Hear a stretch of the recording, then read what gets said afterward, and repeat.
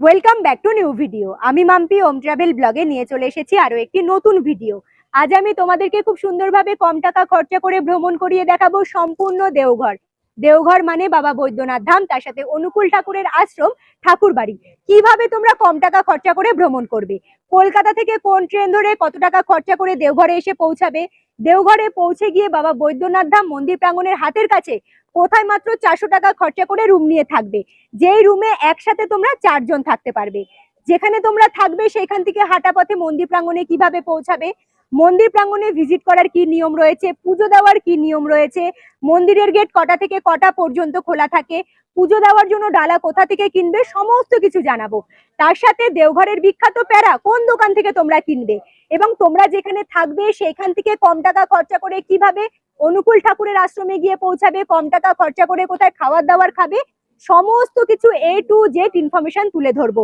থাকা খাওয়া ঘোরা সমস্ত কিছু মিলিয়ে আজকের এই ভিডিওটি হবে ভীষণ জমজমাট। তাই আশা করছি বন্ধুরা আজকের এই ভিডিও তোমাদের ভীষণ ভালো লাগবে। তাই নতুন বন্ধুদের বলছি অবশ্যই ওম ট্রাভেল ব্লগ সাবস্ক্রাইব করে হাইপ করে আমার পাশে থাকবে।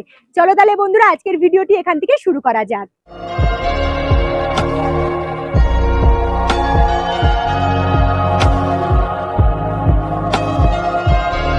দেওঘর ভ্রমণের জন্য আজকে আমার জার্নিটা শুরু করছি হাওড়া স্টেশন থেকে।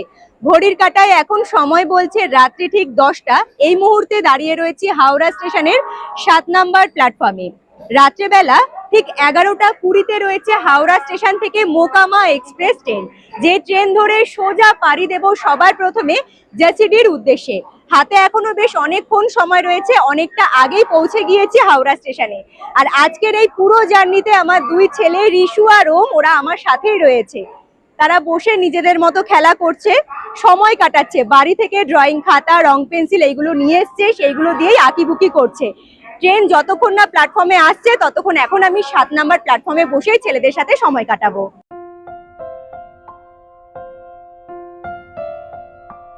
হাওড়া স্টেশন থেকে আজকে আমি যে ট্রেনটি ধরে জেসিডির উদ্দেশ্যে রওনা দেব, Mokama express train.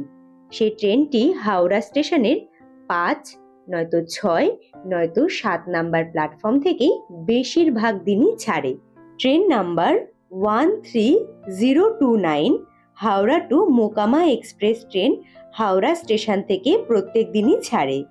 Mokama express ট্রেনের মোট 13টি বগি রয়েছে, যার মধ্যে থেকে 10টি বগি হলো জেনারেল এবং মাত্র 3টে বগি স্লিপার কোচ। আর স্লিপার কোচে আমি জার্নি করব বলে আগে থেকেই রিজার্ভেশন টিকিট কেটে রেখেছিলাম। ঘড়ির কাঁটায় এখন বাজে রাত্রি ঠিক 11টা। ট্রেন ছাড়ার নির্ধারিত সময় থেকে মোটামুটি 20 মিনিট আগে হাওড়া স্টেশনের 7 নাম্বার প্ল্যাটফর্মে মোকামা এক্সপ্রেস ট্রেন চলে এসেছে। সিট পড়েছে আমার S2-তে। এখন সকলে ট্রেনে উঠতে ব্যস্ত, আমিও যথারীতি ট্রেনে উঠে পড়ব। হাওড়া স্টেশন থেকে বেশ অনেকগুলো ট্রেনের অপশন পেয়ে যাবে জেসিডি পৌঁছানোর জন্য। তবে অনেকগুলো ট্রেন থাকা সত্ত্বেও কেনই বা আমি মোকামা এক্সপ্রেস ট্রেন বেছে নিলাম? আসলে এই ট্রেনটি বেছে নেওয়ার কারণ হলো মাত্র এক রাতের জার্নিতে আমরা খুব সহজেই জেসিডি পৌঁছে যেতে পারবো। রাত্রেবেলা যেখানে ট্রেনে উঠে একদম ভোরবেলার দিকেই জেসিডি পৌঁছানো যায় এই মোকামা এক্সপ্রেস ট্রেন ধরলে পরে। কলকাতা স্টেশন থেকে রয়েছে আকাল তখ্ত এক্সপ্রেস, হাওড়া স্টেশন থেকে রয়েছে বাগ এক্সপ্রেস এবং কলকাতা স্টেশন থেকে রয়েছে মিথিলাঞ্চল এক্সপ্রেস। হাওড়া স্টেশন থেকে রয়েছে পূর্বা এক্সপ্রেস। হাওড়া স্টেশন থেকে রয়েছে জনশতাব্দী এক্সপ্রেস। এই সমস্ত ট্রেনগুলো ধরলে পরে খুব সহজেই তোমরা জেসিডি স্টেশনে পৌঁছাতে পারবে। ফাইনালি 324 কিলোমিটার রাস্তা অতিক্রম করে আমরাও গন্তব্যস্থলে পৌঁছে গিয়েছি। গুড মর্নিং বন্ধুরা। নেক্সট ডে সকালবেলা 6টা 20-তে পৌঁছে গিয়েছি জেসিডি স্টেশনে। ট্রেন আসার সঠিক সময় ছিল ভোরবেলা 5টা 50-এ। বেশ খানিকক্ষণ লেটেই ট্রেন এসে পৌঁছেছে জেসিডি স্টেশনে। 2 নাম্বার প্ল্যাটফর্মে ট্রেন এসে দাঁড়িয়েছিল। ট্রেন সোজা বেরিয়ে গেল তার গন্তব্যস্থলে। 2 নাম্বার প্ল্যাটফর্মে আমি যেখানে ট্রেন থেকে নেমেছি পাশেই দেখা যাচ্ছে ওভারব্রিজ। ওভারব্রিজটা ক্রস করে সোজা চলে যাব 1 নাম্বার প্ল্যাটফর্মের দিকে এবং 1 নাম্বার প্ল্যাটফর্মটা ব্যবহার করেই একদম মেন গেটের কাছে বেরিয়ে যাব।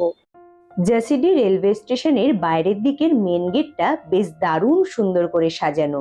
সামনের দিকের অংশটা কত সুন্দর একখানা শঙ্খর আকৃতি ক্রিয়েট করা হয়েছে। তবে স্টেশন চত্বর থেকে বাইরের দিকে বেরোলে পরেই অনেকেই তোমাদেরকে ঘিরে ধরবে, যেমনটা প্রত্যেকটা টুরিস্ট পয়েন্টে হয়ে থাকে। টোটো, অটো, কেউ বা হোটেলের সন্ধান দেবে, এমন কথাই তোমাদেরকে বলবে। তবে আমি বলবো কারো কোনো কথায় কান না দিয়ে সোজা বাইরের দিকে বেরিয়ে এসো। জেসিডি স্টেশনের এখন আমি মেন গেটের সামনেই দাঁড়িয়ে রয়েছি। ব্যাক সাইডে পুরো স্টেশন চত্বরটা দেখা যাচ্ছে ভীষণ সুন্দরভাবে, দেখতেও বেশ দারুণ লাগছে। স্টেশন চত্বরের ঠিক উল্টো দিকে তাকালে পরে তোমরা দেখতে পারবে লাইন দিয়ে প্রচুর 4 চাকা গাড়ি দাঁড়িয়ে রয়েছে। এই দেখো 4 চাকা গাড়িগুলো, এইখান থেকে তোমরা 4 চাকা গাড়ি রিজার্ভ করে চলে যেতে পারো তোমাদের গন্তব্যস্থলে। যদি তোমরা দেওঘর ভ্রমণে এসে আগে থেকে কোথাও হোটেল বুক করে রাখো, সেখানেও চলে যেতে পারবে। তবে এইখান থেকে আমি কোনো রকম গাড়ি রিজার্ভ করব না। দেওঘর ভ্রমণে এসেছি, মন্দির চত্বরের আশেপাশেই একখানা হোটেল দেখে আমি সেখানে রুম নিয়ে নাইট স্টে করব। তবে সেখানে পৌঁছানোর জন্য সবার প্রথমে স্টেশন চত্বরের উল্টো দিকে এই যে ডান দিকের রাস্তাটা দেখা যাচ্ছে, এই রাস্তাটা দিয়ে সোজা এগিয়ে যাব মেন রোডের কাছে। সেখান থেকে শেয়ারে গাড়ি ধরে মন্দির চত্বরের কাছে পৌঁছে যাব। স্টেশন চত্বর ব্যাক সাইডে রয়েছে, কিছুটা দূর সামনের দিকে এগিয়ে চলে এসেছি মেন রোডের ওপরে। চারিপাশটা দেখে বুঝতেই পারছো কতটা জমজমাট এরিয়া, আর মেন রোডের ওপরে লাইন দিয়ে এরকম অটো দাঁড়িয়ে রয়েছে। এইখান থেকে শেয়ারে এখন মাথা পিছু 20 টাকা ভাড়া দিয়ে সোজা চলে যাব ঘন্টা ঘরের কাছে। ছেলেরা গাড়িতে বসে পড়েছে, গাড়িতে উঠলেই গাড়ি ছেড়ে দেবে। ঘন্টাঘর নামক যে জায়গাটির কথা আমি তোমাদেরকে বললাম, অনেকে ঠিক সেই লোকেশনটিকে বলে ক্লক টাওয়ার, অনেকে আবার বলে টাওয়ার চক। তবে তোমাদেরকে অবশ্যই বলবো, যখন তোমরা অটোটা ধরবে তোমরা বলবে আমরা টাওয়ার চকের কাছে যাব, তাহলে একদম সঠিক জায়গায় খুব সহজে পৌঁছে যেতে পারবে। বেলা বাড়ার সাথে সাথে যেহেতু গাড়ির সংখ্যাও অনেকটাই বেড়ে যায়, সেই সময় রাস্তাঘাট একটু জ্যামজট থাকে। তবে যেহেতু আমরা সকাল সকাল পৌঁছে গিয়েছিলাম, যার জন্য বেশ সুন্দর একখানা স্মুথ জার্নি করে পৌঁছে গিয়েছিলাম টাওয়ার চকের কাছে। ফাইনালি অটো থেকে নেমে পড়েছি টাওয়ার চকের একদম ঠিক সামনে। ব্যাক সাইডে টাওয়ার চক দেখা যাচ্ছে। এই জায়গাটিকে অনেকে ঘড়ি মোড় বলে, অনেকে ঘন্টা ঘরও বলে থাকে। কিন্তু টাওয়ার চকের ঠিক সামনের দিকে একখানা এরিয়া রয়েছে, যেখানে বড় করে বোর্ডের মধ্যে লেখাও রয়েছে অ্যারো সাইন দিয়ে যে টাওয়ার চক। টাওয়ার চকের ঠিক উল্টো দিকের এই যে সোজা রাস্তাটা, এই রাস্তাটা সোজা চলে যাচ্ছে স্টেশন চত্বরের দিকে। অটো ধরে এই রাস্তা ধরেই আমরা টাওয়ার চকের সামনে এসে পৌঁছালাম। সকালের দিকে পৌঁছে গেলে এই একটা সুবিধে রয়েছে, স্টেশন চত্বর থেকে যদি তোমরা অটো কিংবা টোটো ধরো, সেই অটো টোটো তোমাদেরকে টাওয়ার চকের সামনেই নামিয়ে দেবে। যত বেলা বাড়বে তত গাড়ির সংখ্যাও বেড়ে যাবে, জ্যামজট বেড়ে যাবে। বেলা বেড়ে গেলে পরে অটো টোটো একদম টাওয়ার চকের সামনে আসে না, কিছুটা দূরে তোমাদেরকে নামিয়ে দেবে, সেখান থেকে হাঁটা পথে টাওয়ার চকের সামনে আসতে হবে। যাদের বাজেটটা একটু হাই রয়েছে, টাওয়ার চকের আশেপাশে প্রচুর ভালো ভালো হোটেল রয়েছে, তোমরা চাইলে এখানে হোটেল নিয়ে থাকতে পারো। যেহেতু আমি কম টাকা খরচা করে ভ্রমণ করতে এসেছি, টাওয়ার চকের ঠিক পাশের যে সোজা রাস্তাটা চলে যাচ্ছে, এই রাস্তাটা সোজা চলে যাচ্ছে মন্দিরের দিকে। আর মন্দির চত্বরের দিকেই আমি এগিয়ে যাব, একখানা হোটেলের সন্ধান করব যেখানে আমি কম টাকা খরচা করে থাকতে পারবো। টাওয়ার চকের এই যে সোজা রাস্তাটা, মানে আমার ঠিক বাঁ দিকের যে রাস্তাটা বেরিয়ে যাচ্ছে, এই রাস্তাটা চলে যাচ্ছে অনুকূল ঠাকুরের আশ্রমের দিকে। সকালবেলার দিক তো, এখন গাড়ির সংখ্যাটা একটু কম, যার জন্য ভালো করে দেখিয়ে দিলাম। আপাতত টাওয়ার চকের পাশে এই যে মন্দিরে যাওয়ার রাস্তাটা রয়েছে, এই রাস্তাটা ধরে সামনের দিকে এগিয়ে যাব। টাওয়ার চকের আশেপাশে নামি দামি বড়সড় মানের প্রচুর হোটেল রয়েছে। দেওঘর ভ্রমণে এসে যাদের বাজেটটা একটু হাই, তারা এই টাওয়ার চকের আশেপাশে রুম নিয়ে থাকতে পারো। টাওয়ার চকটা যেহেতু একদম মেন রোডের ওপরে, যার জন্য যে কোনো জায়গায় যাওয়ার জন্য তোমরা গাড়ির সুযোগ সুবিধা বেশ ভালো পেয়ে যাবে। মার্কেট এরিয়া হাতের কাছে, এমনকি নিরামিষ এবং আমিষ দু ধরনের খাবার দাবারের দোকান তোমরা এই টাওয়ার চকের আশেপাশেই দেখতে পেয়ে যাবে। টাওয়ার চক থেকে মোটামুটি 300 মিটার হাঁটা পথে চলে এসেছি কেসারবানি আশ্রমের একদম ঠিক সামনে। এখন এই মুহূর্তে কেসারবানি আশ্রমের ভেতরেই দাঁড়িয়ে রয়েছি। লোকেশনটা যদি তোমাদেরকে একটু ভালো করে বলি, টাওয়ার চকের পাশে যে রাস্তাটা আমি তোমাদেরকে দেখালাম, সেই রাস্তা ধরে কিছুটা দূর সামনের দিকে এগিয়ে চলে আসলে পরে হাতের ডান সাইডে চোখে পড়বে ছোট্ট একখানা মন্দির প্রাঙ্গণ, শীতলা মায়ের মন্দির। সেই মন্দিরের উল্টো দিকে একটা রাস্তা সোজা চলে আসছে দেওঘরের সবজি মান্ডি, মানে সবজি মার্কেটের দিকে। সেই সবজি বাজারের একদম ঠিক পাশেই রয়েছে কেসারবানি ধর্মশালা। বাইরের দিকের এরিয়াটা ভীষণ জমজমাট, যেহেতু বাজার এরিয়া, তবে কেসারবানি ধর্মশালা ভীষণ সুন্দর এবং অনেকটা বড়। এখানে প্রচুর রুমের ব্যবস্থা রয়েছে, পরিষ্কার পরিচ্ছন্ন একখানা জায়গা, যেখানে তোমরা মাত্র 400 টাকা খরচা করলে পরেই রুম নিয়ে থাকতে পারবে, তাও 4 বেডের রুম। দেওঘরে আমি অনেকদিন ধরেই আসছি, এত কম খরচায় তোমরা কোথাও রুম পাবে না, এটা আমি তোমাদেরকে কথা দিয়ে বলতে পারি। এখানে এসে সবার প্রথমে রিসেপশন এরিয়াতে গিয়ে রুম নেওয়ার জন্য যে সমস্ত ফর্মালিটি গুলো কমপ্লিট করতে হয় সেগুলো কমপ্লিট করেছি। এবারে তোমাদের সাথে নিয়ে রুম ট্যুরটা করব। তবে মেন গেট দিয়ে এন্ট্রি করলে পরে সামনের দিকে রয়েছে রিসেপশন এরিয়া, আর রিসেপশন এরিয়ার কাজ আমার কমপ্লিট। এবারে সোজা রুমের দিকেই এগিয়ে যাব। জেসিডি রেলওয়ে স্টেশন থেকে বাইরের দিকে বেরিয়েই তোমরা একখানা অটো কিংবা টোটো রিজার্ভ করে চলে আসতে পারো সরাসরি কেসারবানি আশ্রম প্রাঙ্গণের একদম মেন গেটের কাছে। তবে গাড়ি রিজার্ভ করলে সেই ক্ষেত্রে খরচার পরিমাণটাও একটু বেড়ে যাবে।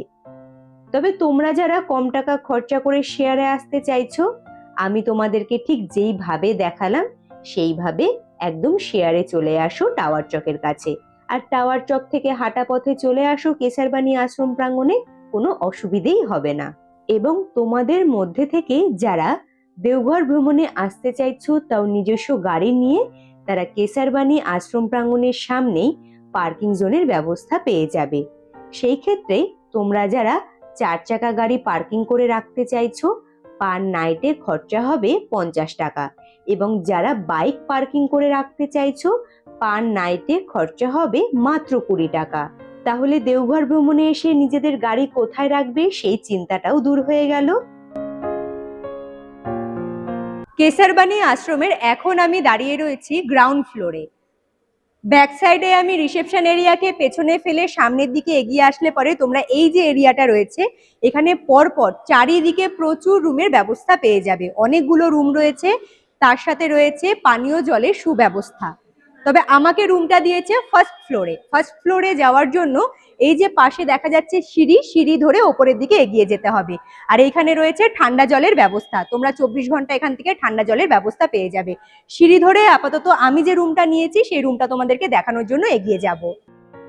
দেওঘরের কেসারবানি আশ্রম প্রাঙ্গণ বহু পুরনো একখানা আশ্রম প্রাঙ্গণ, এবং এত ভালো এবং এত বিশ্বস্ত একখানা প্রতিষ্ঠান, যারা একদম কম টাকা খরচা করে দেওঘরের মতো জায়গায় এসে বৈদ্যনাথ ধাম মন্দির প্রাঙ্গণের হাতের কাছে রুম নিয়ে থাকতে চাইছো, তাদের জন্য বেস্ট অপশন হবে কেসারবানি আশ্রম প্রাঙ্গণ, যেখানে বিশ্বাসের সাথে নিজের পরিবারের মানুষজনকে সাথে নিয়ে কম টাকা খরচা করে রুম নিয়ে থাকতে পারবে। এখন এই সময় এই এরিয়াটা ফাঁকা দেখলে পরেও শ্রাবণ মাসে এই পুরো জায়গাটা খুব সুন্দর থাকার মতো ব্যবস্থা করে দেওয়া হয়, বিশেষ করে যারা বাঁক নিয়ে বাবার দর্শনে আসে, বাবার মাথায় জল ঢালতে, তাদের জন্য।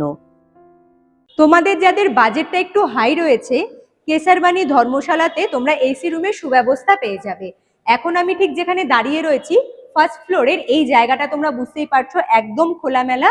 এখানে পরপর 4টে রুমের ব্যবস্থা রয়েছে, মানে আমার চোখের সামনে তো আপাতত 4টে রুম দেখতে পাচ্ছি। এইদিকে 2টো রুম আর এই সাইডে 2টো রুম, 17 এবং 18 নাম্বার রুম, এই 4টে রুম ফুল এসি রুম। তোমরা এসি রুম নিয়ে থাকতে পারবে। আর এইখানে সামনের দিকে যে ব্যালকনি এরিয়াটা রয়েছে, এইখান থেকে দাঁড়ালে পরে তোমরা একদম বাজার এরিয়াটা দেখতে পারবে।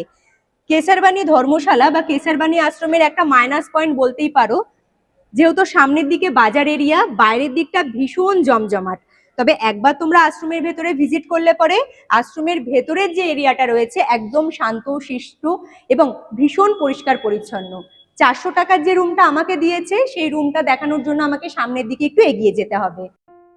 যারা এখানে এসে রুম নিয়ে থাকতে চাইছো, নিজেদের সাথে পরিচয়পত্র হিসেবে আধার কার্ড নয়তো ভোটার কার্ডটা অবশ্যই সাথে রাখবে। আমাকে যেদিকে রুম দিয়েছে এদিকের পরিবেশটাও বেশ ভালো, পরপর অনেকগুলো রুমের ব্যবস্থা রয়েছে, বেশ খোলামেলা জায়গা। এই জায়গাতে অনেকগুলো লাইট পাখার ব্যবস্থা রয়েছে। আমাকে দিয়েছে 30 নাম্বার রুমটা। আপাতত এই রুমটা খালি আছে বলে 30 নাম্বার রুমটা দিয়েছে। এবারে ভিডিও দেখে তোমরা যদি কেউ আবার ডিমান্ড করো যে আমাদের 30 নাম্বার রুমটাই প্রয়োজন, এমনটা কিন্তু বন্ধুরা কখনোই হবে না। যখন যেই রুমটা খালি থাকবে সেই রুমটাই তোমরা পাবে। এবারে তোমরা যখন এখানে আসবে সেই সময় যদি 30 নাম্বার রুমটা খালি থাকে তোমরা অবশ্যই পেয়ে যাবে। পরপর এদিকে প্রচুর রুম রয়েছে, 300 টাকা রুম রয়েছে, 400 টাকা রুম রয়েছে। 300 টাকা রুমগুলো যদি তোমরা নিয়ে থাকো অ্যাটাচ ওয়াশরুমের ব্যবস্থা পাবে না, তোমাদেরকে ব্যবহার করতে হবে কমন ওয়াশরুম। কমন ওয়াশরুমও রয়েছে, বেশ পরিষ্কার পরিচ্ছন্ন, স্নান করার আলাদা জায়গা রয়েছে। আর আমার সাথে যেহেতু ওম রয়েছে, রিশু থাকলে পরে হয়তো আমি চোখ বন্ধ করে 300 টাকা রুমটা নিয়ে থাকতাম। আমার বড় ছেলে একটু আবার খুঁতখুঁতে, যার জন্য 100 টাকা বেশি দিয়ে আমাকে 400 টাকা রুমটাই নিতে হলো। এই হলো রুম। রুমটা বেশ বড়, বড় একখানা বেড রয়েছে, 4টে বালিশ। এটা হলো 4 বেডরুম।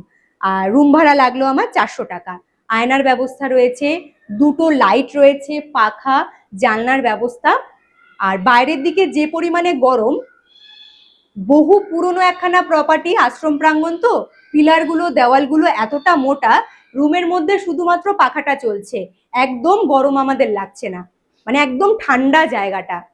আরো একখানা কথা বলবো, আশ্রম প্রাঙ্গণ বা ধর্মশালা নামটা শুনলে পরেই হয়তো তোমরা অনেকেই ভাবতে পারো ভীষণ অগোছালো জায়গা হবে, নোংরা হবে। তেমনটা কিন্তু একদমই নয় বন্ধুরা। মোটামুটি আমি তো এখানকার ভিউগুলো তুলে ধরলাম, পরিষ্কার পরিচ্ছন্ন, তোমরা এখানে এসে কম টাকা খরচা করে আরামে থাকতে পারবে। তবে 5 স্টার হোটেলের মতো ফেসিলিটি তোমরা পাবে না। 400 টাকা রুমের মধ্যে রয়েছে অ্যাটাচ ওয়াশরুমের ব্যবস্থা। ওয়াশরুমটা একটু দেখাই, লম্বাটে টাইপের ওয়াশরুম, ইন্ডিয়ান টয়লেটের ব্যবস্থা রয়েছে, কল, বালতি, মগ, হ্যান্ড শাওয়ার, জামা কাপড় ঝোলানোর জন্য হ্যাঙ্গার, লাইট, সমস্ত কিছু রয়েছে এবং পরিষ্কার পরিচ্ছন্ন। দেওঘরে আমি মোটামুটি যতবার আসি এখানে এসেই উঠি, আর এসেই আমি যে রুমটা খালি থাকে সেই রুমটা নিয়েই থাকি। তোমরা যদি কেউ আবার ভাবো আগে থেকে ফোন করে রুম বুক করবে বা এখানকার স্টাফদের সাথে, ম্যানেজারদের সাথে কথা বলবে, রুম বুক করার কি প্রসেস রয়েছে সেই সমস্ত বিষয়গুলো, সোজা চলে যাব আমি রিসেপশন এরিয়াতে। দাদাভাই রয়েছে রিসেপশন এরিয়াতে, দাদার সাথে কথা বলে সমস্ত কিছু ডিটেলস গুলো তোমাদের কাছে তুলে ধরার চেষ্টা করব। নমস্কার দাদা, আশ্রমের নাম এবং লোকেশনটা একটু বলে দিন। আশ্রমের নাম কেশরবাণী আশ্রম, সবজি মন্ডির কাছে আছে। আচ্ছা, এখানে কত রকমের রুম রয়েছে, মানে ডোরমেটারি রুম বা যদি ফ্যামিলি নিয়ে আসে? এক রুমে 4 জন থাকতে পারে। 300 টাকাতে রুম আছে, নন অ্যাটাচ বাথরুম আছে। অ্যাটাচ বাথরুম 400 টাকাতে, এসি রুম 1000 তে মিলে। হ্যাঁ, 3 রুমে মানে 4 জন করতে থাকতে পারবে। হ্যাঁ, এখানে পানীয় জলের ব্যবস্থা রয়েছে খুব সুন্দর, 24 ঘন্টা তোমরা ঠান্ডা জল তো পাবেই। রুম নেওয়ার জন্য কি কি প্রয়োজন যেগুলো এখানে জমা করতে হবে? ডকুমেন্টস আধার কার্ড লাগবে। আচ্ছা, আধার কার্ডটা লাগবে। সিঙ্গেল পারসন অ্যালাউ আছে? সিঙ্গেল পারসন রাখি না। আচ্ছা, সিঙ্গেল পারসন অ্যালাউ নেই। সারা বছর কি রুম ভাড়াটা এরকমই থাকে না সিজনে? এরকমই থাকে, সিজনে আপ ডাউন করে না। শ্রাবণ মাসে অল্প আপ ডাউন 100 টাকা 200 টাকা। আচ্ছা, শ্রাবণ মাসটা যেহেতু ভীষণ মানে এখানে ভিড় হয়, যার জন্য শ্রাবণ মাসে হয়তো কিছু টাকা বেড়ে যেতে পারে। আগে থেকে যদি কেউ কন্টাক্ট করে তাহলে কি রুম বুক হয়ে যাবে? হয়ে যাবে, ওর টাইম আছে। 7টা থেকে 9, 9:30 তক ফোন করবে। সন্ধ্যেবেলা 7টা থেকে রাত্রি 9টা, 9:30টার মধ্যে ফোন করে যদি তোমাদের কিছু জানার থাকে দাদার সাথে সরাসরি ফোনে কথা বলে নিতে পারবে। আপনি তাহলে ফোনটা রিসিভ করে কথা বলে নিতে পারবেন। আচ্ছা, মোটামুটি সমস্ত কিছু জানিয়ে দিয়েছি। কন্ট্যাক্ট নাম্বারটা একটু আপনার মুখেই বলে দিন। 620 781 72 91। আচ্ছা, মোটামুটি সমস্ত কিছু ইনফরমেশন আমি তোমাদেরকে জানিয়ে দিলাম। এইবারে সোজা রুমে যাব, রুমে গিয়ে ফ্রেশ হব, তারপর সোজা বেরিয়ে যাব বাবা ভোলেনাথের দর্শনে। কেশরবাণী আশ্রম প্রাঙ্গণে মোটামুটি কেমন ক্যাটাগরির রুম রয়েছে তোমরা নিজেরাই শুনলে। তাছাড়াও বৈদ্যনাথ ধাম মন্দির প্রাঙ্গণের হাতের কাছে এরকম সুন্দর একখানা পরিবেশে যদি তোমরা থাকতে চাও এসি রুম নিয়ে, মাত্র 1000 টাকা খরচা করলে পরে এসি রুমের ব্যবস্থাও পেয়ে যাবে। মন্দির প্রাঙ্গণে যাওয়ার জন্য পুরো রেডি। শুধু আমি একা রেডি হইনি, আজ আমার সাথে আমার 2 ছেলে, তারাও খুব সুন্দরভাবে সাজুগুজু করেছে। ঋষু একটু এদিকে এসো। আজ আবার 2 ভাই একই রকমের জামা পরেছে, একই কালারের জামা। বলো আমাদের কেমন লাগছে? ও নিজেই বলে দিল দারুণ। আমরা সকলেই রেডি। কেশরবাণী আশ্রম প্রাঙ্গণ থেকে বাইরের দিকে বেরোলে বাঁদিকের রাস্তাটা সোজা চলে যাচ্ছে মন্দির প্রাঙ্গণের দিকে। ওয়াকিং ডিস্টেন্স, একদম হাঁটা পথে খুব সহজে তোমরা আশ্রম প্রাঙ্গণ থেকে মন্দিরে পৌঁছে যেতে পারবে। তবে হাঁটা পথে আশ্রম প্রাঙ্গণ থেকে মন্দিরে যেতে কতক্ষণ সময় লাগছে আমি হাঁটা পথে যাব, তারপর মন্দিরের কাছে গিয়ে তোমাদের অবশ্যই জানিয়ে দেব। কেশরবাণী আশ্রম প্রাঙ্গণ থেকে মোটামুটি 4 মিনিট হাঁটা পথে সামনের দিকে এগিয়ে চলে এসেছি। সামনের দিকে এগিয়ে আসলে তোমরা দেখতে পারবে মার্কেট এরিয়ার মাঝখানে বেশ বড় আকৃতির একখানা প্রবেশদ্বার, সেটা হলো ভিআইপি গেট। সেই প্রবেশদ্বার ব্যবহার করে তোমরা মন্দির প্রাঙ্গণের ভেতরে ভিজিট করতে পারবে। তবে তোমরা যারা ভিআইপি টিকিট কেটে মন্দির প্রাঙ্গণের ভেতরে ভিজিট করতে চাইছো, পুজো দিতে চাইছো কিংবা দর্শন করতে চাইছো, তার জন্য বেশ কিছু প্রসেস রয়েছে, আস্তে আস্তে জানিয়ে দেব। ভিআইপি গেটকে পেছনে ফেলে মোটামুটি 1 মিনিট হাঁটা পথে সামনের দিকে এগিয়ে চলে এসেছি। এই যে ফ্লাইওভার ব্রিজটা দেখা যাচ্ছে, তার ঠিক নিচের রাস্তা ধরেই আমি চলে এসেছি, যেখান থেকে জেনারেল লাইনটা শুরু হয়। মন্দির প্রাঙ্গণে পুজো দিতে যদি তোমরা চাও, জেনারেল লাইনে দাঁড়িয়ে ঠিক সেই প্রবেশদ্বারের সামনে দাঁড়িয়ে রয়েছি। অতিরিক্ত ভিড় বলে এখন আপাতত এই গেটটা বন্ধ। এই গেটটার কাছে চলে আসলে পরে পাশে রয়েছে আরো একখানা প্রবেশদ্বার। সেই প্রবেশদ্বার দিয়ে এখন মন্দির প্রাঙ্গণের ভেতরে এন্ট্রি করানো হচ্ছে। বাইরের দিকে ভীষণ পরিমাণে নয়েজ, একটা আওয়াজ হচ্ছে। এই দেখো ফ্লাইওভার ব্রিজটা, যার ওপরে এখন ভক্তরা হাতে জল নিয়ে বাবার মাথায় ঢালবে বলে লাইনে দাঁড়িয়ে রয়েছে, সকলেই যাচ্ছে। যখন তোমরা এখানে এসে পৌঁছাবে, পান্ডারা তোমাদেরকে ঘিরে ধরবে, তারা বলবে তোমরা পুজো দিতে চাইছো কিনা বা অন্যান্য যে পুজোগুলো রয়েছে সেগুলো করাতে চাইছো কিনা।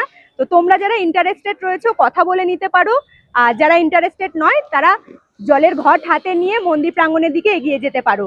এই যে তোমরা ফ্লাইওভার ব্রিজটা দেখতে পাচ্ছো, এই ওভারব্রিজটা সোজা চলে যাচ্ছে একদম ঘুরিয়ে ঘুরিয়ে মন্দির প্রাঙ্গণের কাছে, মূল মন্দিরের কাছে। ঝড় হোক, বৃষ্টি হোক, রোদ হোক, এর ভেতরে যখন তোমরা লাইনে গিয়ে দাঁড়িয়ে থাকবে কোনো রকম কষ্ট হবে না, কারণ মাথার ওপরের দিকে শেড রয়েছে। তোমরা যারা সরাসরি মূল গর্ভগৃহে প্রবেশ করে বাবার মাথায় জল ঢালতে চাইছো, তারা সবার প্রথমে ডিসাইড করে নেবে যে তোমরা জেনারেল লাইনে দাঁড়াতে চাইছো নাকি ভিআইপি টিকিট কেটে ভিআইপি লাইনে দাঁড়িয়ে মন্দির প্রাঙ্গণে প্রবেশ করতে চাইছো। অতিরিক্ত ভিড় থাকলে পরে জেনারেল লাইনে গিয়ে তোমরা যদি দাঁড়াও 4 থেকে 5 ঘন্টাও লাইনে দাঁড়িয়ে থাকতে হতে পারে, আর ভিআইপি লাইনে দাঁড়ালে পরে মোটামুটি 2 থেকে 3 ঘন্টা সময় লাগবে। হাঁটতে হাঁটতে এসে পৌঁছালাম শিবগঙ্গা ঘাটের একদম ঠিক পাশে। আর শিবগঙ্গা ঘাটের চারিদিকে যে রাস্তাটা রয়েছে বেশ সুন্দর করে বাঁধানো। চলার পথে চোখে পড়বে এরকম স্থায়ী কিছু শেড, যার নিচে বসে ভক্তরা বিশ্রাম করে। এবারে যদি শিবগঙ্গা ঘাটের বিষয়ে বলি, তোমরা দেখতে পারবে মন্দির চত্বরের মধ্যেই রয়েছে বেশ বড় একখানা পুকুর বা কুণ্ড, যে পুকুরটা বেশ সুন্দর করে চারিদিকেই বাঁধানো, নিচে নামার জন্য সিঁড়ির ব্যবস্থা রয়েছে। এই পুকুরটার নাম হলো শিবগঙ্গা ঘাট। যারা বাবা বৈদ্যনাথের দর্শনে আসে তারা এই শিবগঙ্গা ঘাটে এসে স্নান করে তারপরে যায় বাবার দর্শনে। যারা স্নান করতে চাইছো না, অবশ্যই বলবো বাবাকে দর্শন করতে যাওয়ার আগে অবশ্যই শিবগঙ্গা ঘাটের কাছে এসে এই পবিত্র জল একবার মাথায় ছিটিয়ে তারপরে মন্দির প্রাঙ্গণে ভিজিট করতে পারো। নিচে নামার বেশ সুন্দর সিঁড়ি রয়েছে, অনেক মানুষজন এখানে এসে স্নানও করছে। আমিও একটু নিচে নেমে এই পবিত্র জল মাথায় ছিটিয়ে নেব।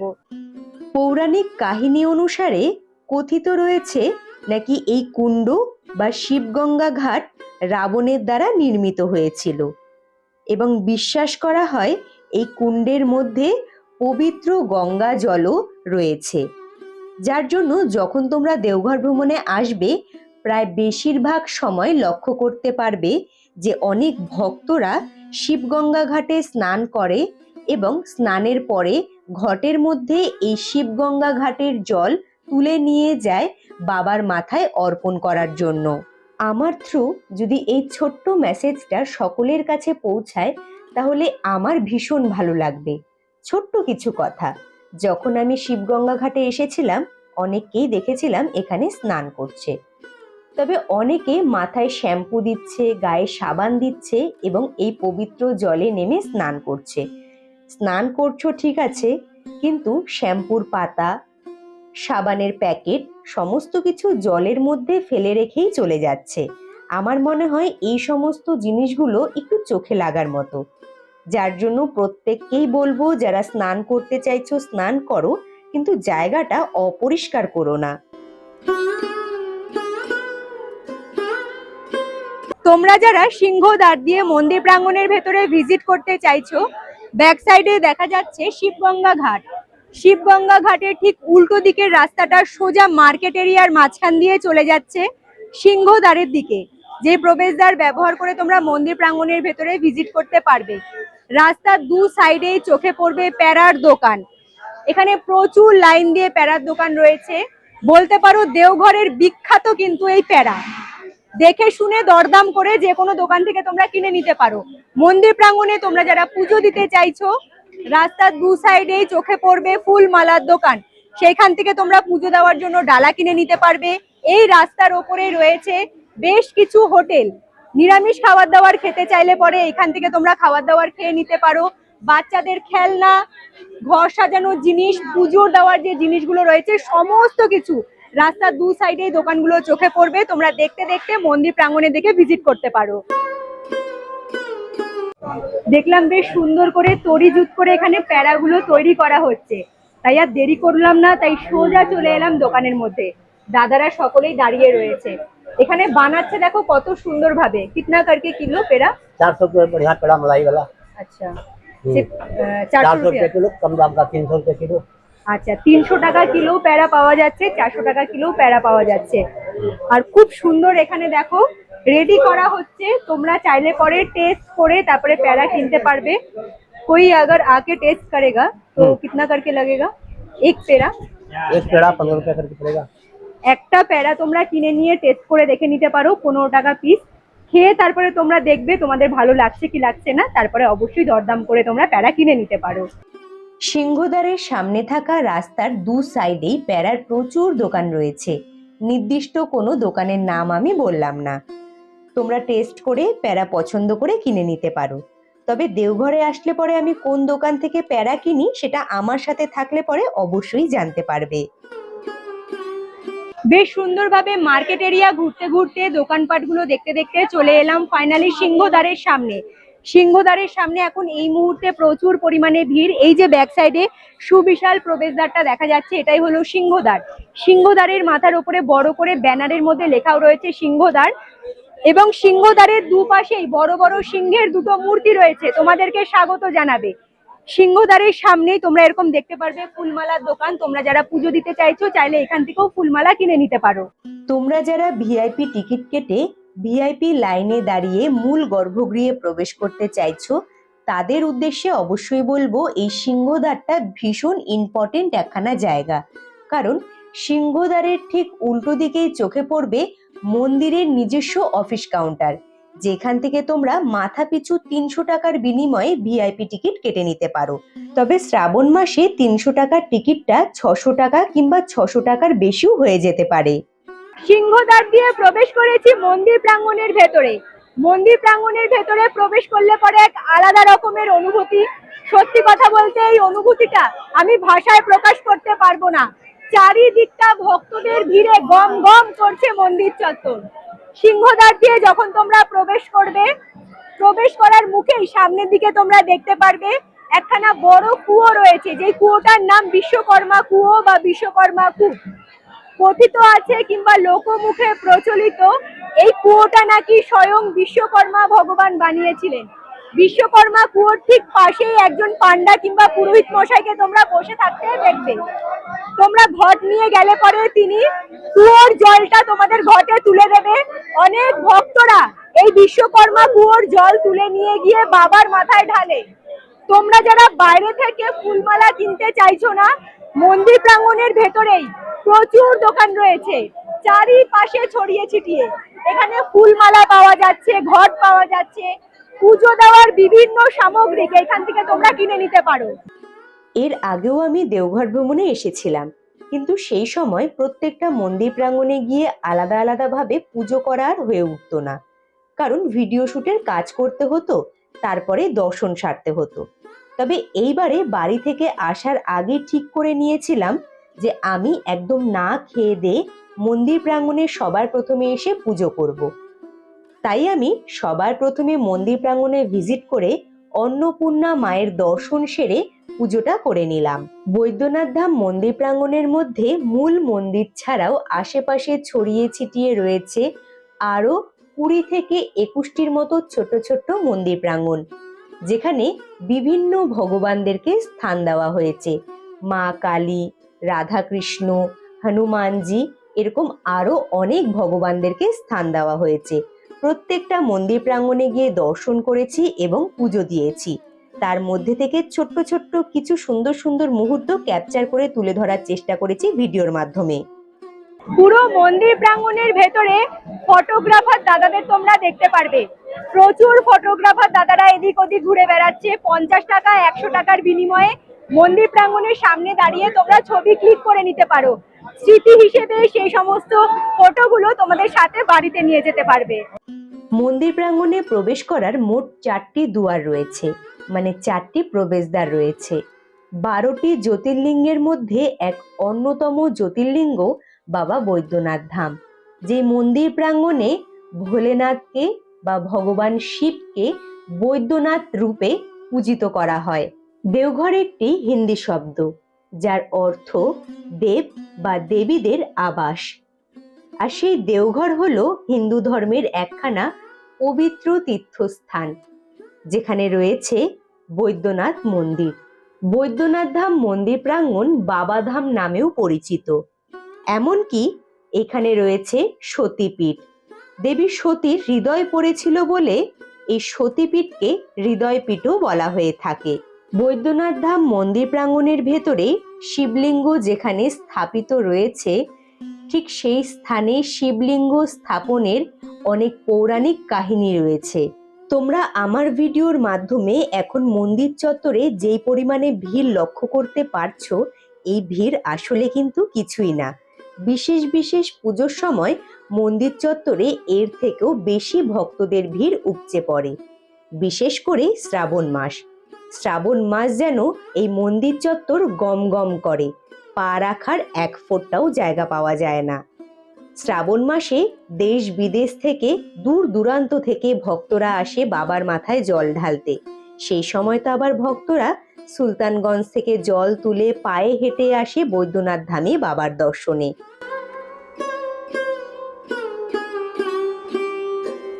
বাবা বৈদ্যনাথের মূল যে মন্দিরটা রয়েছে, মন্দিরের দেওয়ালের সাথে এরকম একখানা হাতির সুরালা মুখ দেখতে পারবে, যেখানে অনেকেই এসে পুজো দিয়ে গেছে। বাবার মাথায় যে জলটা ঢালা হচ্ছে, দুধগুলো ঢালা হচ্ছে, সেই জল, দুধ এবং পুজোর ফুল সমস্ত কিছুই মুখ দিয়ে বাইরের দিকে বেরিয়ে আসছে। এখানে ছোট্ট একখানা কুণ্ড রয়েছে, যার মধ্যে পুরো জলটা জমায়েত হয়েছে। যারা মন্দির প্রাঙ্গণে এসে মুন্ডান করাচ্ছে ছোট ছোট বাচ্চাদের, এই জলটা তুলে নিয়ে বাচ্চাদের স্নান করানো হচ্ছে। অনেকে চরনা মৃত্যু হিসেবেও এই জলটা মুখে দিচ্ছে। অনেকে আবার ঘট নিয়ে এসছে বাড়ি থেকে, সেই জলটা তুলে নিয়ে যাচ্ছে বাড়িতে। তোমরাও চাইলে পরে একবার এসে এই জায়গাটা দর্শন করে নিতে পারো এবং এই পবিত্র জল চাইলে মাথায় ছিটিয়ে নিতে পারো। বৈদ্যনাথ ধাম মন্দির প্রাঙ্গণের কোনায় কোনায় লুকিয়ে রয়েছে বিভিন্ন ইতিহাস, জড়িয়ে রয়েছে প্রত্যেকটা মন্দির চত্বরের সাথে পৌরাণিক কাহিনী। এখন আমি যেই মন্দিরের দেওয়ালে প্রণামটা করছি, এই মন্দিরের দেওয়ালটা হলো বৈদ্যনাথ ধাম মন্দির প্রাঙ্গণের মূল মন্দিরের দেওয়াল, যেখানে আশেপাশে তোমরা দেখতে পারবে বিভিন্ন রকমের পুজো পাঠ হচ্ছে, যেগুলো দেখতে বেশ ভালোই লাগছিল। ঠাকুরের গান বাজনা, ঠাকুরের নাম, এই সমস্ত জিনিসগুলো শুনতে আশা করছি সকলেরই ভালো লাগবে। বৈদ্যনাথ ধাম মন্দির প্রাঙ্গণের মূল মন্দির রয়েছে যে ভোলেনাথের, সেই ভোলেনাথের মূল মন্দিরের চূড়ার সাথে মাতা পার্বতী দেবীর মন্দিরের চূড়ায় একখানা লাল রঙের ধাগা বাঁধা হয়। তোমরা মন্দির চত্বরে আসলে পরে এই বিষয়গুলো লক্ষ্য করতে পারবে। মন্দিরের চূড়ার ওপরে যে ধাগাটা বাঁধা হয়, সেই ধাগাগুলো মন্দির প্রাঙ্গণে তোমরা পেয়ে যাবে। একদম কম টাকায় যদি ধাগা কিনতে চাও, মিনিমাম 350 টাকা দাম পড়বে। আর একদম মোটা ধাগা যারা নিয়ে বাঁধতে চাইছো, 500 টাকা 1000 টাকারও ধাগা পাওয়া যাচ্ছে। এইখানেই ধাগাগুলো পাওয়া যাচ্ছে। ধাগা তো তোমরা কিনবে, ধাগাটা যারা চূড়ার ওপরে নিয়ে গিয়ে বেঁধে দেবে তাদেরকে 100 টাকা দিতে হবে। এবারে তোমরা যারা খুশি হয়ে একটু বেশি টাকা দিতে চাইছো, এটা পুরোটাই তোমাদের ব্যক্তিগত চয়েস। তবে মন্দির প্রাঙ্গণে বিশ্বাস করো, এতক্ষণ হলো আমি আছি, আমার এত ভালো লাগছে। বিভিন্ন ধরনের পুজো পাঠ, এত মানুষজন এখানে, তবু এক আলাদা রকমের শান্তি। মানে কি বলবো, এতটা ভালো লাগছে। এখানেও বেশ কিছু পুজো পাঠ হচ্ছে, ঠাকুরের গান বাজনা হচ্ছে, চারিদিকে যে ঢাকের আওয়াজটা মন জুড়িয়ে যাচ্ছে। মূল মন্দির ছাড়াও যেমনটা বললাম, আরো 20 থেকে 21টা মন্দির রয়েছে। পুজো না দিলেও তোমরা নিশ্চয়ই দর্শন তো করতে যাবে। দর্শন করলে হয়তো তেমন একটা সমস্যা হবে না, যদি তোমরা পুজো দাও প্রত্যেকটা মন্দিরেই দেখবে বসে রয়েছেন পুরোহিত মশাই। আর যখন তোমরা পুজো দিয়ে বেরোবে দক্ষিণা হিসেবে প্রত্যেকটা মন্দির প্রাঙ্গণ থেকেই তোমাদের কাছে কিছু টাকা ডিমান্ড করবে। একদম প্রথমের দিকে আমি তোমাদেরকে যে জেনারেল লাইনটা দেখিয়েছিলাম মন্দির প্রাঙ্গণে ভিজিট করার জন্য, সেই লাইনটা কোন দিক দিয়ে ঘুরে চলে এসেছে মন্দির প্রাঙ্গণের কাছে। পুরো মন্দির প্রাঙ্গণের ভেতরে এরকম তোমরা শেড দেখতে পারবে, ফ্লাইওভার ব্রিজ আর এরকম চলার রাস্তা রয়েছে। ভক্তরা দেখো কি পরিমাণে ভিড়, আর সকলে লাইন দিয়ে যাচ্ছে জল ঢালতে। শুধু এইদিকে নয়, এই দিকের ভিড়টা তোমরা শুধু দেখো। সব থেকে ভালো বিষয় শুধু বড়রা নয়, ছোট্ট ছোট্ট পুচকে বাচ্চারাও তারা লাইনে দাঁড়িয়ে রয়েছে শুধুমাত্র একটিবার বাবার দর্শন করার জন্য। বেশ ভালো লাগছে। তবে এই যে লাইনে তোমরা দাঁড়িয়ে থাকবে, আমি নিজের থেকে বলতে পারি, মানে আমার ব্যক্তিগত দিক থেকে আমি বলতে পারি, এই যে তোমরা লাইনে দাঁড়িয়ে থাকবে এটা এক আলাদা রকমের অনুভূতি। ভীষণ মজা হয়, শুধু ভোলেনাথের নাম ডাক হবে, সকলেই চিৎকার করে করে ভোলেনাথকে ডাকবে, এটা যেন এক আলাদা রকমের মজা। আর এই মন্দির প্রাঙ্গণের সাথে আমার ছোটবেলার অনেক স্মৃতি জড়িয়ে রয়েছে। অনেক ছোট্ট থেকে আমি এইখানে আসি। তবে হাস্যকর একখানা বিষয়, ছোটবেলায় যখন আসতাম তখন বাড়ির লোকের কাছে শুনেছিলাম বাবা ধাম। এই বৈদ্যনাথ ধাম কিন্তু বাবা ধাম নামেও ভীষণ ভাবে পরিচিত। বাবা ধাম বলেই তো শুনে এসেছি। সৌরভের সাথে যখন প্রথমবার এসেছিলাম ও বলেছিল বৈদ্যনাথ ধাম। আমি একটু কনফিউজ হয়ে গিয়েছিলাম যে কাকে বাবা ধাম বলছে আর কাকে বৈদ্যনাথ ধাম বলছে। তবে বৈদ্যনাথ ধাম আর বাবা ধাম একটাই জায়গা। তোমরা এখানে আসো, অল্প টাকা খরচা করে কিভাবে এখানে আসতে পারবে তার সমস্ত কিছু ইনফরমেশন তো আমার ভিডিও দেখলে তোমরা জানতেই পারবে। মন্দির চত্বর ঘুরতে ঘুরতে হঠাৎ করেই একটা দিকে চোখ পড়লো, আর সেইখানে ভোলেনাথের আসল ভক্ত, আসল নন্দী মহারাজ বসে রয়েছেন। আর সেই নন্দী মহারাজকে দেখে অনেকেই নন্দী মহারাজের কানে গিয়ে নিজেদের মনের কথা বলছে, যে বিষয়টা ক্যাপচার করেছি। মন্দির প্রাঙ্গণে অনেকক্ষণ সময় কাটিয়েছি, বলতে হয় খুব সুন্দর সময় কাটিয়েছি। আর মন্দির প্রাঙ্গণ ঘুরতে ঘুরতে অনেকটা বেলা হয়ে গিয়েছে, এখন ঘড়ির কাঁটায় মোটামুটি বিকেল 5টার মতো বাজে। ছেলেরা ভারী খাবার কিছুই তেমন খায়নি, টুকটাক খাবার দাবার খেয়েছে। তাই ভাবলাম মন্দির চত্বরের আশেপাশে একখানা দোকান থেকে ওদেরকে ভারী কিছু খাবার দাবার খাইয়ে দিই। সিংহদ্বারের একদম ঠিক কাছেই রয়েছে মা তারা পূজা হোটেল। এখানে কম টাকা খরচা করে তোমরা মিল সিস্টেম খাবার দাবার খেতে পারবে, যেখানে বসে দুপুরের খাবারগুলো ছেলেদেরকে খাইয়ে দেবো। আমি নিয়েছি এখানে দই চিড়ে, দেওঘরের ফেমাস একখানা খাবার, অবশ্যই তোমরা ট্রাই করতে পারো। আর ছেলেদেরকে আমি ভাত খাইয়ে দেবো। প্লেটের মধ্যে রয়েছে ডাল, ভাত, আলু ভাজা, আলু পটলের তরকারি। এই দিয়ে আপাতত ছেলেদেরকে দুপুরের খাবারটা কমপ্লিট করাবো। আমি যে সমস্ত খাবারগুলো অর্ডার করেছি এই ধরনের খাবার ছাড়াও আলুর পরোটা, ধোসা, পনির পরোটা, আরো বিভিন্ন ধরনের এখানে খাবার দাবার তোমরা পেয়ে যাবে। সেটা তোমরা অবশ্যই মেনু কার্ড দেখে অর্ডার করে খেয়ে নিতে পারো। আমি যেহেতু সারাদিন উপোস করেছিলাম, যার জন্য একদম হালকা খাবার খাবো এটা ঠিক করে নিয়েছিলাম। প্লেটের মধ্যে যে কোয়ান্টিটির দই এবং চিড়ে রয়েছে উইথ চিনি, প্লেটের দাম পড়েছিল 60 টাকা। এটা একদম লিমিটেড। তবে 60 টাকার বিনিময়ে তোমরা ভাত, ডাল, সবজি, আলু ভাজা খেয়ে নিতে পারো আনলিমিটেড, পেট ভরে। যতবার ইচ্ছে তোমরা ততবার নিয়ে খেতে পারবে। ভীষণ পরিমাণে টায়ার্ড থাকার কারণে খাবার দাবার খেয়ে সোজা রুমে গিয়ে ঘুমিয়ে পড়েছিলাম। দেখা হচ্ছে তোমাদের সাথে কালকে সকালবেলা। গুড মর্নিং বন্ধুরা, নেক্সট ডে সকাল সকাল পুরো রেডি হয়ে গিয়েছি। ঘড়ির কাঁটায় এখন সময় বলছে সকাল ঠিক 8:30। দাঁড়িয়ে রয়েছি এই মুহূর্তে টাওয়ার চকের একদম ঠিক সামনে।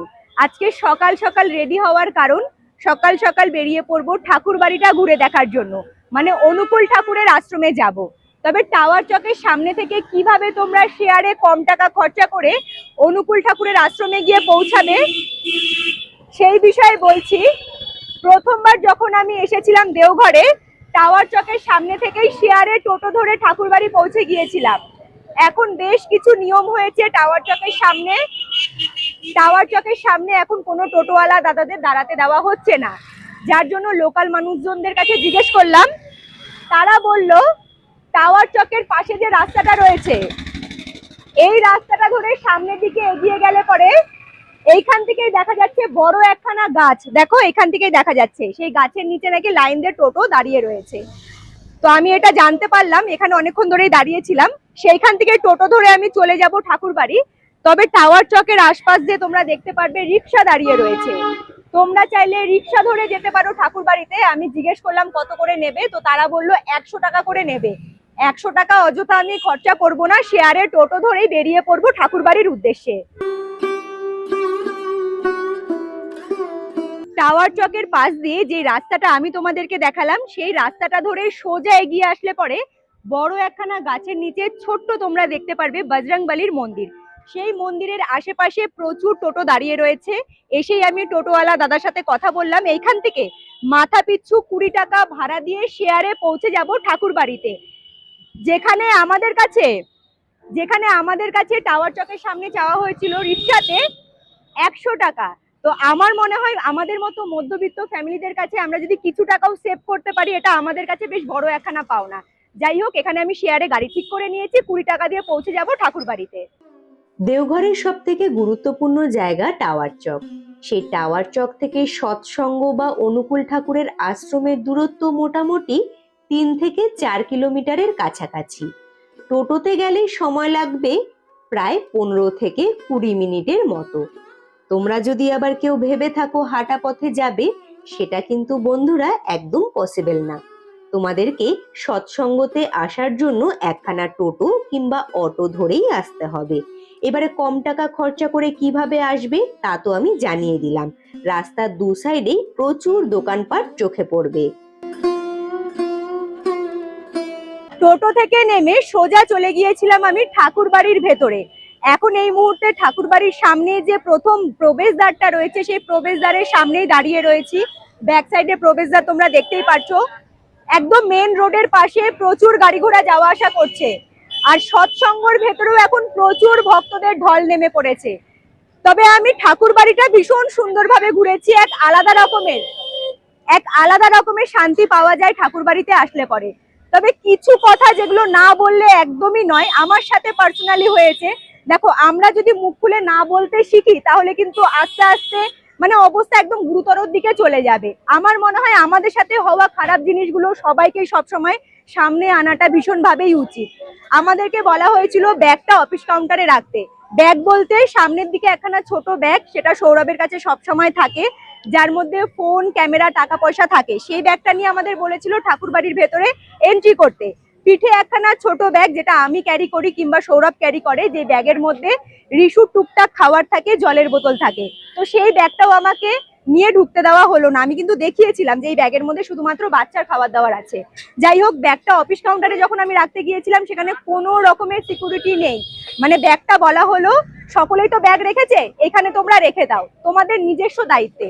তো এত বড় যখন মানে নাম করা একখানা জায়গা, সেখানে অন্তত আমাদের প্রয়োজনীয় জিনিসগুলো রাখার জন্য কোনো একটা তো দায়িত্ব নেওয়া উচিত। সেই দায়িত্বটা নেই। তো ব্যাগটা যদি আমার চলে যেত, রিসুর খাবার দাবার, ওর কিছু দরকারি জিনিসপত্র থাকে, সেই সমস্ত জিনিসগুলো আমার চলে যেত। যাই হোক, ব্যাগ তো আমরা রেখেছিলাম। ব্যাগ রেখে এবারে মেন প্রবেশদ্বার দিয়ে যখন ভেতরের দিকে এন্ট্রি করলাম, তোমরা দেখতে পারবে জুতো রাখার আলাদা ঘর রয়েছে। সেখানে জুতো রেখে আমরা ঠাকুরবাড়িটা ঘুরেছি। ঠাকুরবাড়ি ঘুরতে কোনো রকম সমস্যা হয়নি, পুরো জায়গাটা ঘুরেছি। ঘুরে যখন বেরোচ্ছি দেখি সৌরভের জুতোটা নেই। জুতো হাওয়া, মানে এত মানুষের ভিড়ে এবারে আমি তো আর জুতো খুঁজতে পারবো না। তাও অনেকক্ষণ ধরে খোঁজাখুঁজি করলাম, জুতোটা আর পাওয়া গেল না। তো আমার মনে হয় এরকম নামি দামি একখানা জায়গায় এই সমস্ত জিনিসের দিকে একটু খেয়াল রাখা উচিত, যাতে মানুষের সাথে এরকম দুর্নীতি বা মানে এরকম খারাপ জিনিস না হয়। তো সৌরভ আপাতত খালি পায়ে রয়েছে, কোনো একটা দোকান দেখে জুতোটা কিনে নেব। ঠাকুরবাড়ি তো ঘুরলাম, এবারে এখান থেকে একখানা টোটো ধরে আবারও চলে যাব আমাদের গন্তব্যস্থলের দিকে। প্রথম প্রবেশদ্বারের কাছে যে কজন গার্ড দাদা দাঁড়িয়েছিল বা সিকিউরিটি দাদা দাঁড়িয়েছিল, তাদের আমি সম্মানের সাথে দাদাই বলছি। তাদের ব্যবহার একদম ভালো না। এত সুন্দর একখানা জায়গায় এত বাজে অভিজ্ঞতা হবে সত্যিই আশা করিনি। ঠাকুরবাড়ির ভেতরে ঠিক সেইভাবে ছবি তোলাতে বাধা নিষেধ নেই, তবে ভিডিওগ্রাফি একদমই অ্যালাউ ছিল না, যার জন্য বাইরের দিকের ভিউটাই তুলে ধরার চেষ্টা করেছি। সৎসঙ্গের সামনে থেকে শেয়ারে আবার মাথা পিছু 20 টাকা ভাড়া দিয়ে সোজা টোটো ধরে চলে এসেছিলাম টাওয়ার চকের সামনে। ব্যাক সাইডে টাওয়ার চক দেখা যাচ্ছে, ওই যে সোজা রাস্তা ধরে চলে এসেছি, যে রাস্তাটা মন্দিরের দিকে যাচ্ছে কিংবা আমাদের যে ধর্মশালার দিকে যাচ্ছে, সেই দিকের রাস্তাটাই ধরেছি। একদম মেন রোডের ওপরেই রয়েছে শ্রী ভাগীরথ শাহ পেড়া ভান্ডার। এইখান থেকে আমি বাড়ির জন্য প্যারা কিনি, যতবার আসি এখান থেকেই কিনি, তাই এবারে অন্য দোকান আর ঘোরাঘুরি করলাম না, এখান থেকেই দরদাম করে প্যারা কিনে নেব। একটা নিয়েছি, আবার মনে হলো না একটু কম পড়বে, তাই আবার একটু নিয়ে নিচ্ছি। শ্রী ভাগীরথ শাহ পেড়া ভান্ডারে শুধুমাত্র একটা কোয়ালিটির পেড়া পাওয়া যায়, সেটা হলো 400 টাকা কিলো। দাদার কাছে আমি জিজ্ঞেস করছিলাম আমি ঘরে এসে পেড়াটা আর কতদিন রাখতে পারবো, বলল মিনিমাম 1 মাস। তবে নিজস্ব অভিজ্ঞতা থেকে বলতে পারি এই দোকানের পেড়া তো ভালো, কিন্তু তোমরা কেউ 1 মাস রেখে খেতে যেও না, বেশি দিন হয়ে গেলে পরে পেড়াগুলো একদম শক্ত হয়ে যায়। পেড়া ছাড়াও দেওঘরের চিড়েও কিন্তু ভীষণ পরিমাণে বিখ্যাত। প্যারা কিনে দুপুরের খাওয়া দাওয়ার কমপ্লিট করে সোজা চলে গিয়েছিলাম রুমে গিয়ে ফ্রেশ হয়ে একটু রেস্ট করেছি। আর এখন ঘড়ির কাঁটায় বাজে সন্ধে ঠিক 6টা। চলে এসেছি বৈদ্যনাথ মন্দির প্রাঙ্গণের একদম ঠিক ভেতরে, সিংহদ্বার দিয়ে মন্দির প্রাঙ্গণের ভেতরে আমি প্রবেশ করেছি। তবে সন্ধেবেলা মন্দির প্রাঙ্গণে আসার বড় একখানা কারণ রয়েছে। বৈদ্যনাথ ধাম মন্দির প্রাঙ্গণের ভেতরে সন্ধেবেলা ভীষণ সুন্দরভাবে সন্ধে আরতি হয়, যেটা পর্যটকদের কাছে এবং ভক্তদের কাছে ভীষণ আকর্ষণীয়, যার জন্য চলে এলাম আবার একটু হালকা রেডি হয়ে মন্দির প্রাঙ্গণে। সন্ধ্যেবেলা মন্দির প্রাঙ্গণটা ঠিক দেখতে কেমন লাগে সেটা তো তুলে ধরবো, তার সাথে খুব সুন্দরভাবে সন্ধে আরতি আমি নিজে দর্শন করব এবং সন্ধে আরতির সুন্দর মুহূর্ত তোমাদের কাছেও আমি ক্যামেরা বন্দি করে তুলে ধরার চেষ্টা করব। আশা করছি সন্ধে আরতি দেখতে তোমাদের ভীষণ ভালো লাগবে। তবে সন্ধে আরতিটা হয় কিন্তু একদম পার্বতী মায়ের যে মন্দিরটা রয়েছে সেই মন্দির প্রাঙ্গণের সামনে, সেখানে অলরেডি মানুষজন একদম জমায়েত শুরু হয়ে গিয়েছে, সকলে দাঁড়িয়ে পড়েছে। আমিও সোজা চলে যাব, সামনের দিকে না দাঁড়ালে আবার সন্ধ্যা আরতিটা ভালো করে দেখতেও পারবো না।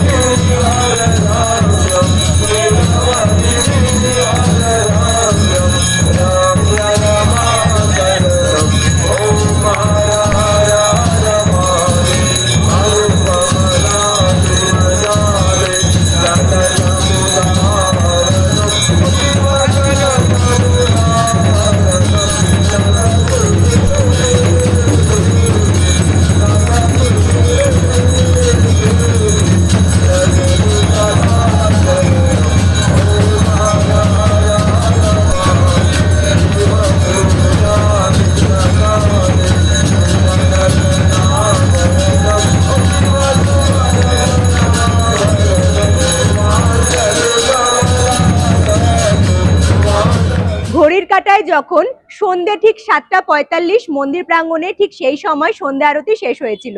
সন্ধ্যা আরতি খুব সুন্দরভাবে দর্শন করে মার্কেট এরিয়া ঘুরতে ঘুরতে হাঁটা পথে চলে এসেছি যেই ধর্মশালাতে বা যে আশ্রমে আমি নাইট স্টে করেছি, কেসারবানি আশ্রমে।